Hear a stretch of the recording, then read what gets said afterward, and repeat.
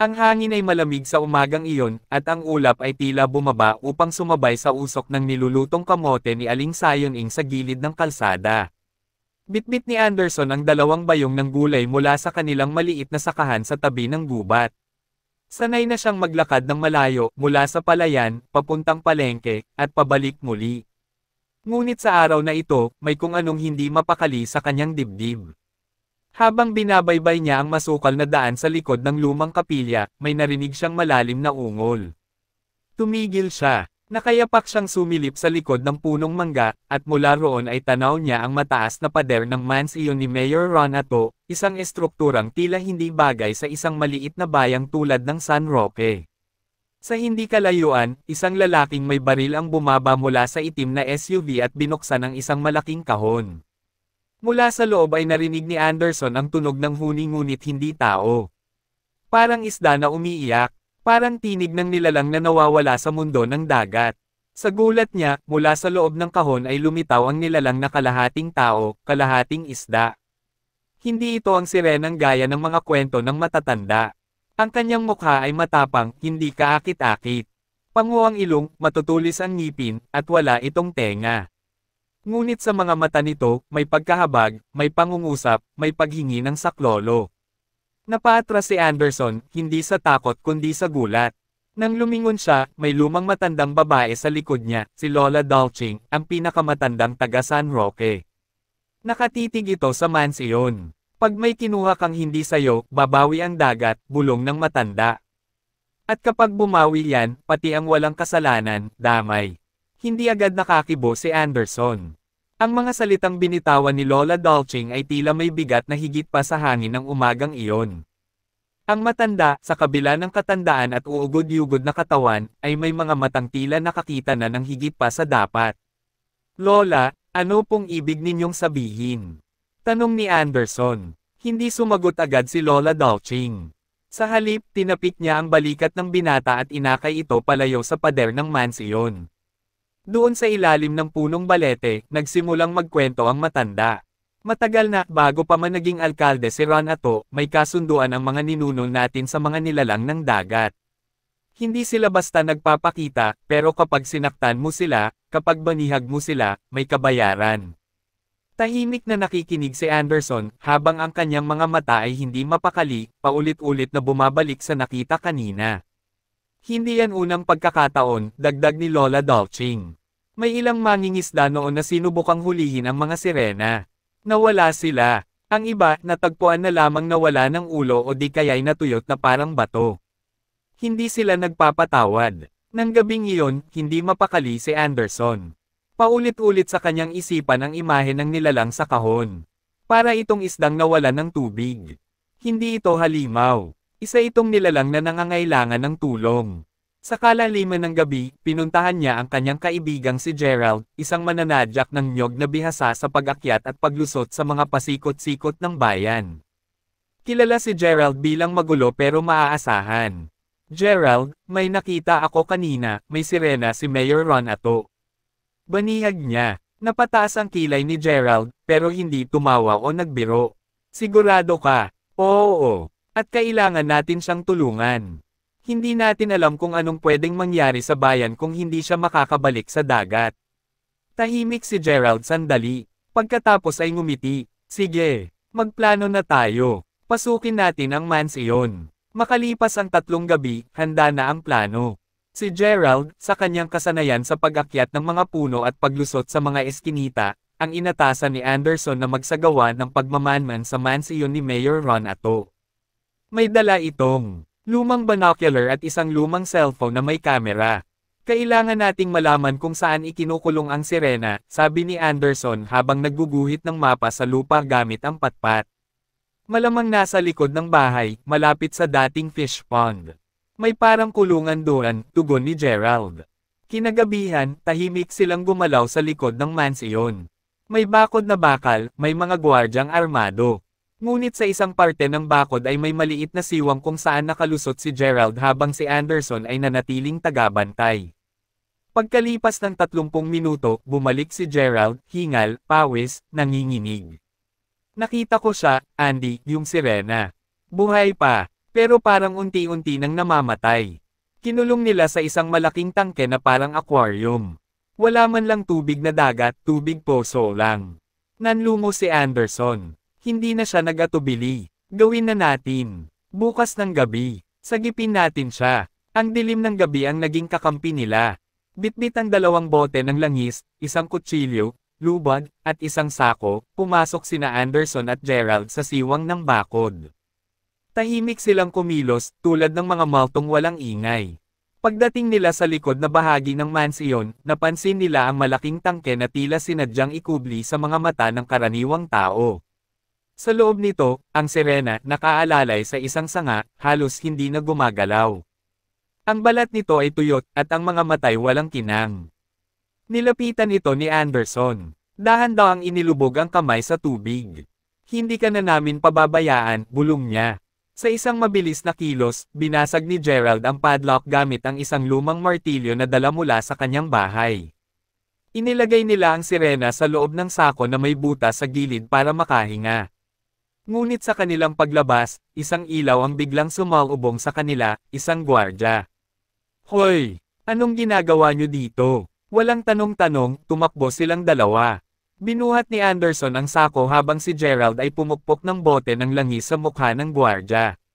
Tumagos sila sa bakod at sa madilim na kakahuyan.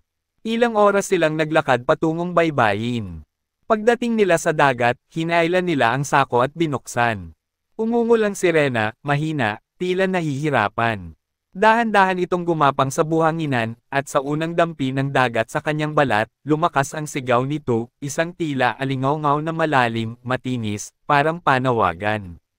Bumalik ka na, bulong ni Anderson. At sa huling sulyap, lumubog na ito sa dagat, kasama ng liwanag na tila kumislap sa ilalim. Akala ni na Anderson at Gerald ay tapos na ang lahat. Akala nila'y sapat na ang ginawa nilang kabayanihan. Ngunit pagsapit ng umaga, isang masamang balita ang sumalubong sa kanila. Anderson, Gerald, sigaw ni Aling Liza habang tumatakbo sa gilid ng bukid. Dinukot ang mga magulang ninyo kagabi. Dinala sa mansyon. Nanlambot ang tuhod ni Anderson. Ang mga magulang niya, si Mang Teryo at Aling Pina, ay tanging kasama niya sa buhay. Kay Gerald naman, ang kanyang lola at nakababatang kapatid na si Gibo ang nawawala. Agad silang nagtungo sa mga pulis, pero sagot ng hepe. Wala kaming ebidensya. At wala ring nagrereklamo. Wala kaming magagawa. Takot silang lahat kay Mayor Ron Ato, bulong ni Gerald. Kahit ang simbahan, tahimik. Wala tayong maaasahan kundi ang sarili natin. Tahimik si Anderson. Sa kanyang isip, sumisigaw ang pangalan ng sirenang iniligtas nila. Tila may tanong sa puso niya, nasaan ka? Hindi pa tapos ang laban. Gamit ang mga natitirang lumang gamit sa bukid, piko, gulok, isang itak na minana pa ni Anderson sa kanyang lolo, lumakad silang dalawa patungo sa mansyon. Buo ang loob nilang isalba ang kanilang mga pamilya, kahit kapalit man nito ang sariling buhay. Pagdating sa mansyon, tahimik na pinasok ni Gerald ang bakod habang si Anderson ay nagmasid sa mga gwardya. Ngunit bago pa sila makarating sa pinto, isang bala ang dumaan sa tabi ng ulo ni Anderson. Nahuli sila. Isang malakas na sigaw mula sa loob ng mansyon ang narinig. Mga salot kayo. Galit na galit si Mayor Ron Ato. Walang pwedeng nakawin sa akin. Lahat ng nasa bayang ito, akin. Ipinadukot sila. Tinapon sa isang madilim na silid sa ilalim ng lupa, kasama ang kanilang mga pamilya. Doon nila nalaman na maraming taon na palang ginagawang panakot ni Mayor ang mga sirena, hinihuli niya ang ilan at kinukulong, ginagamit sa mga ritual para swertehin sa eleksyon, negosyo, at kapangyarihan. Nilalason niya ang tubig dagat, iyak ni Gerald.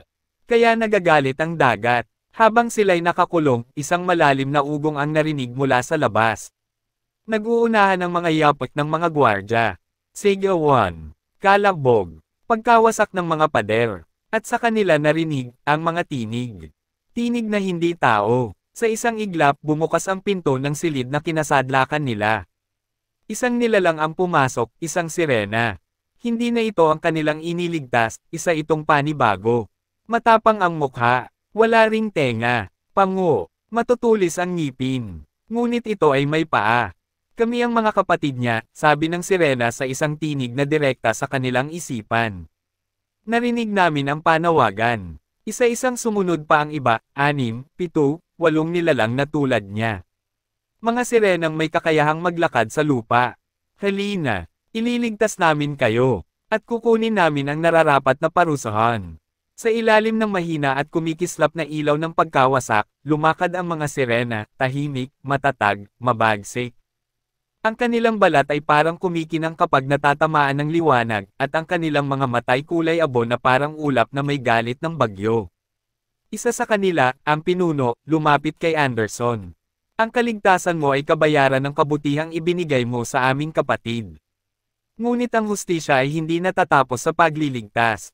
Kailangan itong tuparin. Dahan-dahan silang ainal-alayan palabas ng piitan sina Anderson, Gerald, at ang kanilang mga pamilya. Sa bawat hakbang, naririnig nila ang ingay mula sa loob ng mansiyon, sigawan, pag-iyak, at mga tunog ng pagsira ng mga sirena sa mga altar, tangke ng tubig, at mga silid na may mga sirenang dating bihag. Hindi nagtagal, isang malakas na putok ng baril ang narinig. Mula sa ikalawang palapag, lumitaw si Mayor Ronato, namumutla, hawak ang isang M16 rifle, at sumisigaw. Walang makakakuha sa akin. Ako ang batas dito. Ako ang Diyos ng bayang ito. Ngunit bago pa siya makaputok muli, isang sirena ang lumundag mula sa kisame, pinatumba siya at hinampas sa mukha. Nahulog ang mayor mula sa hagdanan. Napalibutan siya ng mga sirena. Sa halip na patayin siya sa harap ng lahat, tahimik siyang binuhat ng 4 sa kanila. Hindi man lamang ito makapalag. Wala siyang nasambit kundi, "Ano kayo, mga demonyo ba kayo?" Sumagot ang pinunong sirena, direkta sa kanyang isipan. "Kami ang tinig ng dagat. At ikaw, Ronato, ay isang sigaw ng kasakiman na panahon ng patahimikin." Dinala nila si Mayor Ronato sa dalampasigan. Doon, sa ilalim ng buwan, nagsipagtayo ang mga sirena sa paligid. Lumitaw ang isang dambuhalang nilalang mula sa dagat, tila isang nilikhang binubuo ng tubig, alon, at liwanag. Ito ang bantay ng kalaliman. Isinuko ng mga sirena si Ronato sa nilalang na iyon. Hinigop ito pababa ng alon, at sa huling sandali, ang sigaw ng mayor ay sumama sa hampas ng alon. Si Anderson at Gerald ay tahimik na nakatayo sa tabing dagat, hawak ang kamay ng kani-kanilang mga magulang. "Tapos na ba?" tanong ni Gerald. "Hindi pa," sagot ng pinunong sirena. Ngunit ang isang siglong sugat ay nagsimulang maghilam.